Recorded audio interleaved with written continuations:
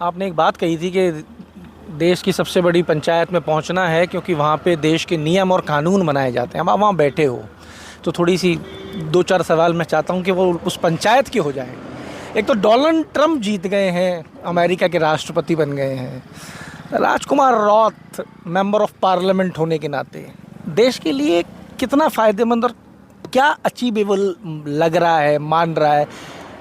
क्योंकि आपके अलग ही थॉट्स होते हैं। देखो, डोनाल्ड ट्रंप जो बने हैं, इनके किस्से जो हैं जोरदार हैं। ये पूरी दुनिया जानती है कि कब क्या कमेंट कर दे, कब का डिसीजन ले लें।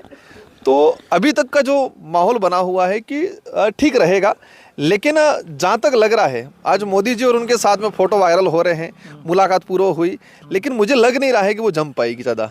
और कहीं न कहीं अब मैं अंदाज़ा नहीं लगा सकता, लेकिन हो सकता है कुछ समय बाद सारी स्थिति क्लियर हो सकती है। उसके बारे में ज़्यादा मैं कहना कुछ नहीं चाहूँगा। अभी सरकार के 100 दिन हो गए हैं, आप लोकसभा बैठे हो, 100 दिन को किस तरीके से आप आकलन कर रहे हो? देखो, 100 दिन का अभियान चलाया, स्टेट गवर्नमेंट ने भी चलाया, सेंट्रल गवर्नमेंट भी चला रही थी, लेकिन किसी प्रकार का कोई असर नहीं दिखा। एक विशेष प्लान लेके विशेष उल्टा ये चीज हुआ, गरीब व्यक्ति परेशान हुआ। राजस्थान के 100 दिन का अभियान चलाया, सारे बड़े माइनिंग उद्योगपति बच गए, बेचारे गरीब जो घर गुजारा चला रहा था वो मारा गया।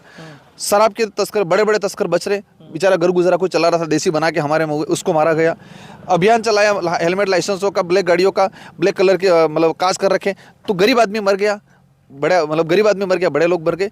तो जो 100 दिन के अभियान में अच्छे लोगों को फायदा, बड़े लोगों को फायदा हुआ, गरीब आदमी को मारने का काम किया उल्टा। पार्लियामेंट की बात कर रहे हैं तो आपके मित्र राहुल गांधी जी जो हैं वो जातिगत जनगणना का मुद्दा एक बार फिर लेके आए हैं कि बोला मैं करा के मानूंगा। देखो, ये समर्थन में ये समर्थन में ही ज़रूरी है। क्यों ये ज़रूरी इसलिए है कि हमें पॉलिसी कैसे बना पाएंगे। सबसे बड़ी ये कि हम एसटी के लिए पॉलिसी बना रहे हैं, एससी के लिए पॉलिसी बना रहे हैं, दलित के लिए पॉलिसी बना रहे हैं, कि हमारे पास डाटा ही नहीं होगा कि देश में दूसरे लोग कहते हैं कि अगर आप पॉलिसी के चक्कर में देश में बंटवारा करा दोगे, तो ये बंटवारा तो अभी तो हो नहीं रहा है। ये बंटवारा तो हज़ारों सालों से हो रहा है, जब इस देश में जाति व्यवस्था आई तब से ये बंटवारा हो रहा है। तो अभी तो सही सोच में, पॉजिटिव सोच के आधार पे एक फॉरेस्ट की जनगणना हो रही है। कितने तीतर हैं, कितने शेर हैं, कितने पैंथर हैं, कितने सियार हैं, उसकी जनगणना हो रही है। तो हमारे देश के अंदर कम्युनिटीज़ वाइज अगर ये डाटा नहीं आएगा, क्षेत्र वाइज डाटा नहीं आएगा, तो हम बेस्ट पॉलिसी नहीं बना पाएंगे। ग्रोथ के हिसाब से देखें, यूथ कितना है, बुजुर्ग कितना है, महिला कितना है, अगर वो डाटा नहीं आएगा तो हम पॉलिसी कैसे बना पाएंगे। इसलिए ज़रूरत है ताकि पता चले कि हमारी हिस्सेदारी कितनी है।